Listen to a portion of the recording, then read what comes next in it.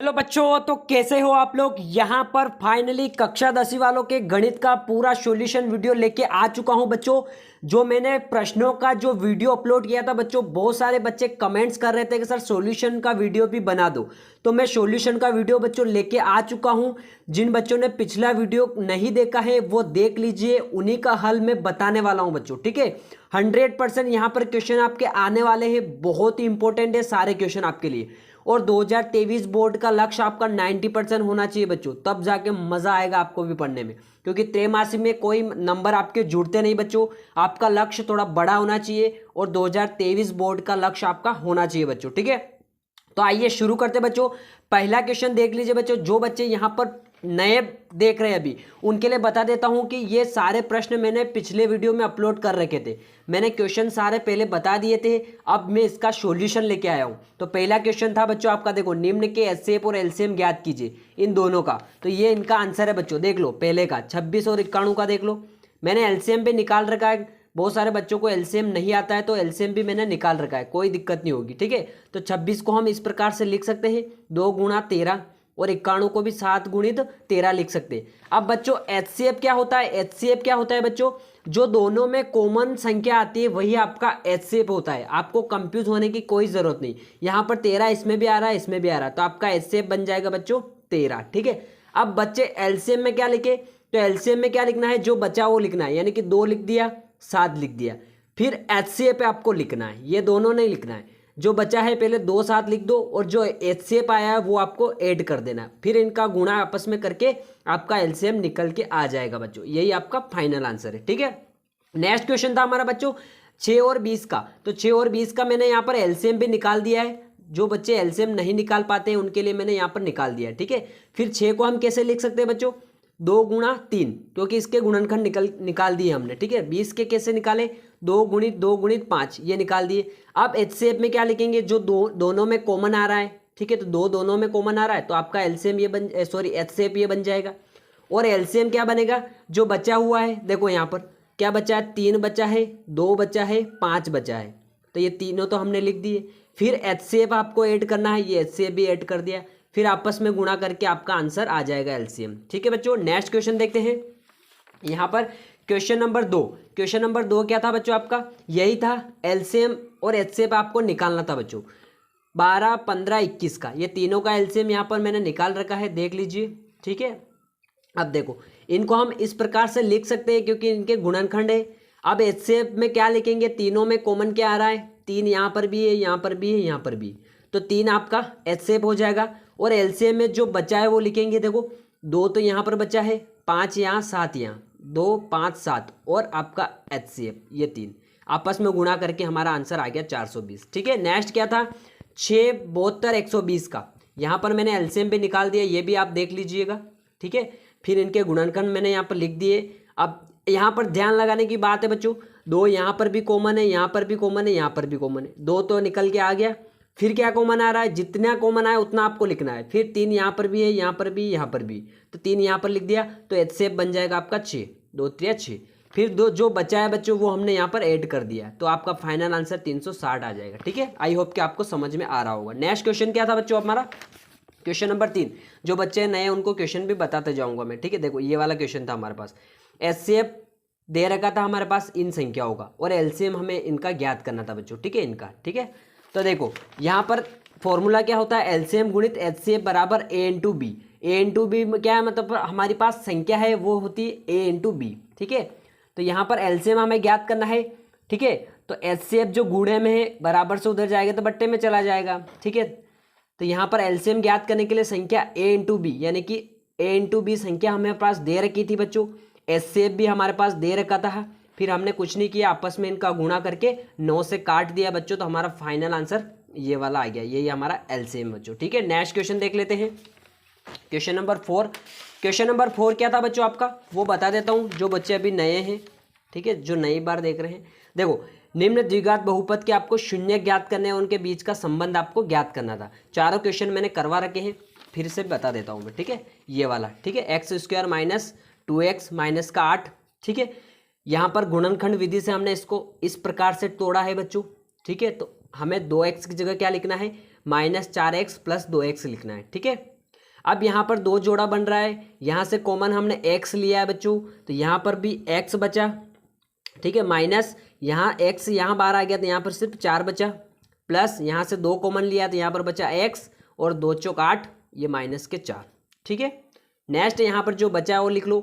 देखो ये कॉमन आया, ये हम यहाँ पर लिख दिया और x + 2 यहाँ पर लिख दिया, बराबर रख दो 0 के, क्योंकि हमें शून्य ज्ञात करने हैं। फिर x - 4 = 0, x + 2 = 0। ठीक है, अब जब बराबर से उधर जाएगा तो ये प्लस का बन जाएगा और ये आपका माइनस का बन जाएगा। दो शून्य को हमारे पास प्राप्त हो गए बच्चों। अब इनके संबंध हमें ज्ञात करना है बच्चों। तो a बराबर हम रखेंगे 1, b बराबर -2 और c बराबर -8। अब बच्चे बोल रहे ये कहाँ से रखा बच्चों? ठीक है, तो इसका भी बता देता हूँ, क्योंकि a बराबर यहाँ पर क्या है, इसके गुणे में क्या है 1 है, ये रखा। b बराबर हमने -2 रखा, c बराबर -8 रखा, यहाँ से हमने रखा बच्चों। ठीक है, तो संबंध में सबसे पहले शून्यकों का योग देखते हैं, अल्फा प्लस बीटा। तो अल्फा प्लस बीटा होता है आपका -b/a होता है बच्चों। ठीक है, तो हमारे पास अल्फा बीटा क्या था, हमारे पास 4 और 2 था। ठीक है, क्या क्या आया था, एक पास 4 आया था और -2 आए थे, तो यहाँ पर रख दिया।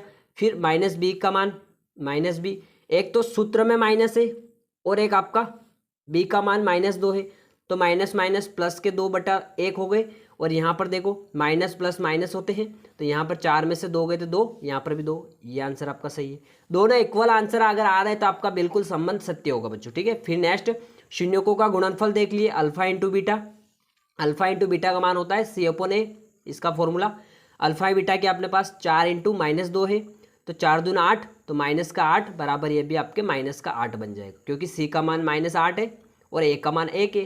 ठीक है बच्चों, नेक्स्ट क्वेश्चन देखते हैं। इसी का क्वेश्चन बता देता हूँ, क्वेश्चन नंबर 2 ये वाला, 4s² - 4s + 1। ठीक है, जल्दी से आप देख लीजिए बच्चों, जो भी डाउट हो मुझे बताते जाना। ठीक है, हमने इसके गुणनखंड निकाल लिए बच्चों, यहाँ पर आप देख सकते हो, बेसिक भी मैंने यहाँ पर बता रखा बच्चों। ठीक है, गुणनखंड निकालने का तरीका क्या होता है, पहली संख्या यानी कि इसके गुणे में जो संख्या होती है और लास्ट में जो संख्या होती है उनका हम गुणा कर दें।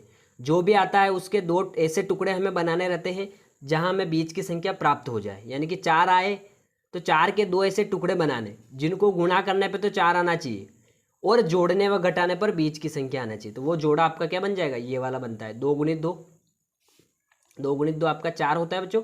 फिर -2 हम आपस में जोड़ेंगे तो माइनस के 4 हमें मिल जाएंगे बच्चों। ठीक है, उसी प्रकार से हमने एक कर रखा है, आप आसानी से देख लो इसको। ठीक है, कोई दिक्कत नहीं होगी, मैं जल्दी से बता देता हूँ क्योंकि वीडियो फिर लंबा बन जाएगा। ठीक है, फिर शून्यकों का योग भी देख लीजिए, क्योंकि अल्फा और बीटा हमारे पास प्राप्त हो गए 1/2 1/2। ठीक है, शून्यकों का योग देख लीजिए, अल्फा प्लस बीटा। ठीक है, ये मान देख लीजिए, सारे मैंने करवा रखे बच्चों, आप अच्छे से रट लो इनको। ठीक है, अल्फा प्लस बीटा बराबर -b/a होता है। अल्फा बीटा क्या निकल के आया, 1/2 + 1/2 बराबर -b का मान क्या निकाला था, -4, और a का मान आपके पास 4 है, ये यहाँ से हमने निकाला बच्चों। ठीक है, बार बार मैं बताऊंगा नहीं क्योंकि आपको पता है फिर, है ना।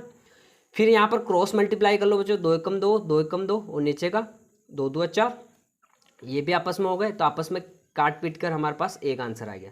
फिर शून्यकों का गुणनफल देख लीजिए बच्चों, ये देखो ऊपर का ऊपर गुणा, नीचे का नीचे गुणा, 1 × 1 2 × 2 = 4, इसका भी 4, c का मान 1 है, a का मान आपके पास 4 है। ठीक है, नेक्स्ट देख लेते हैं, मैं जल्दी से बता दे दूँ सारा क्वेश्चन आपको।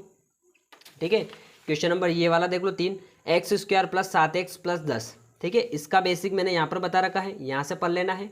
ठीक है, ये वाला सॉल्यूशन भी आप अच्छे से लिख लेना बच्चों। ठीक है, क्योंकि मैं लिख के बता रहा हूँ, क्योंकि बुक्स में आपके समझ में नहीं आएगा बच्चों, बहुत सारे लैंग्वेज यहाँ पर टफ दे रखी बुक्स में। ठीक है, आप देख लीजिए, हमने यहाँ पर 7x की जगह क्या लिखा बच्चों, 5 + 2 यानी कि 5x और 2x हमने 7x की जगह लिखा। यहाँ पर 2 जोड़ा बना, हमने क्या निकाला, x कॉमन निकाला, तो यहाँ पर बचा आपके पास x + 5 बचा। फिर यहाँ से 2 कॉमन आया तो यहाँ बचा x + 2 × 5 = 10। ठीक है, फिर इनके बराबर में हमने शून्य रख दिया, तो यहाँ पर शून्य क्या प्राप्त हो गए बच्चों, एक तो x बराबर -5 और x बराबर -2 हमें मिल गए, यानी कि अल्फा और बीटा दोनों मिल गए। ABC निकाल लिया बच्चों। ABC निकालने का तरीका यहाँ से होता है, ये आपका A होता है, ये आपका B होता है, यहाँ पर आपका C होता है, ये ABC निकालने का तरीका होता है। ठीक है, ABC निकाल लिया, फिर शून्यकों का योग अल्फा प्लस बीटा रख दो। ठीक है, -b/a इसका मान होता है, कुछ नहीं करना है, इसमें मान रख दो।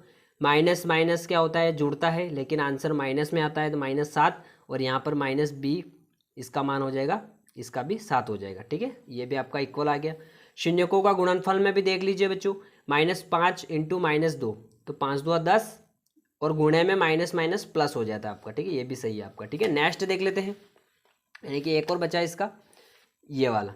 ठीक है, ये वाला भी आपको कर लेना, इसका बेसिक यहाँ पर बता रखा है। देखो x² -3 दे रखा है। अब देखो बच्चों, इस 3 को मैं ऐसे भी लिख सकता हूँ, √2 इसके अंडर रूट लगा दिया मैंने और उसमें होल स्क्वायर लगा दिया। अगर मैं इसको भी ऐसा भी लिख सकता हूँ, क्योंकि ऐसे लिखने से वही संख्या होती है। मान लो मैं √2 गुणित √2 करूँगा तो आंसर 2 ही आएगा ना। तो उसी प्रकार से मैंने इस टाइप से लिख दिया इसको। तो यहाँ पर एक फॉर्मूला हम लगा देंगे बच्चों, ये वाला फॉर्मूला आपको याद रख लेना है। ठीक है, a² - b², इस फॉर्म में दे रखा है सवाल, हमें इस फॉर्म में बनाना है। ठीक है, यानी कि a की जगह क्या रखना है आपको, x रखना है, और b की जगह √3 रखना है। कुछ नहीं करना, आपको यहाँ तक ही क्वेश्चन को हल करना है बच्चों। ठीक है, नेक्स्ट क्वेश्चन आता है क्वेश्चन नंबर 5। क्वेश्चन नंबर 5 में आपको शून्यकों का योग दे रखा है और शून्यकों का गुणनफल दे रखा है। आपको बहुपद ज्ञात करना है, बहुत ही ईजी है, फॉर्मूले से आप निकाल लोगे। माना बहुपद ax² + bx + c है, जिनके शून्य क्या है, अल्फा और बीटा है। ये वाला फॉर्मूला आपको याद रख लेना बच्चों। अल्फा प्लस बीटा का मान दे रखा है 1/4, और अल्फा इंटू बीटा का मान दे रखा है -1। ठीक है, इस मान यहाँ पर रख देना है बच्चों, आपको कुछ भी नहीं करना है। तो x², ठीक है, माइनस अल्फा प्लस बीटा का मान यहाँ पर रख दिया, x as it is plus alpha into beta का मान -1 बराबर 0।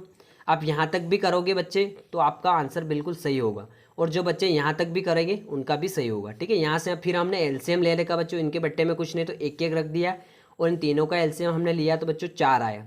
ठीक है, अब 1 का भाग 4 में कितनी बार जाएगा बच्चों, 4 बार। उसी 4 का गुणा हम ऊपर करेंगे तो 4x², ये बेसिक होता है। ठीक है, एलसीएम लेने का तरीका होता है। ठीक है, फिर 4 का भाग 4 में कितनी बार जाता है बच्चों, 1 बार जाता है। उस 1 का गुणा ऊपर करेंगे तो 1 ही आएगा, तो x। ठीक है, माइनस 1 का भाग 4 में 4 बार जाएगा, 4 का गुणा ऊपर करेंगे तो 4 आ जाएगा आपका। ठीक है, ये 4 यहाँ पर लिख दिया। तो आप यहाँ तक भी करोगे तो बिल्कुल सही है आपका। ठीक है, नेक्स्ट देख लेते हैं।